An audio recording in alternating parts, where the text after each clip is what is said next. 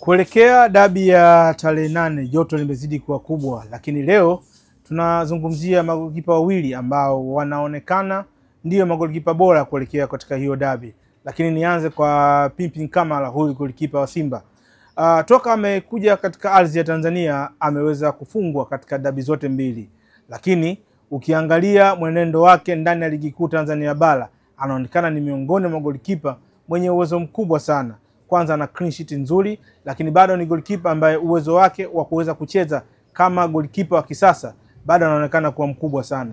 Lakini unaweza kujiuliza kwa nini Ali Salim apati nafasi na wakati tayari alishawahi kucheza dabi kubwa hata katika mashindano ya kimataifa na kuonekana ni miongoni mwa goalkeeper ambao pengine ana uwezo wa kuanza na kuipatia Simba matokeo mazuri. Nikukumbushe kuhusiana na Ali Salim, huyu ni goalkeeper ambaye alidaka katika dabi waliomaliza Simba na ushindi wa goli 2-0. Swali la kujiuliza, je, kati ya Pimpin Kamara na Ali ni nani anayestahili kuanza katika mchezo huo?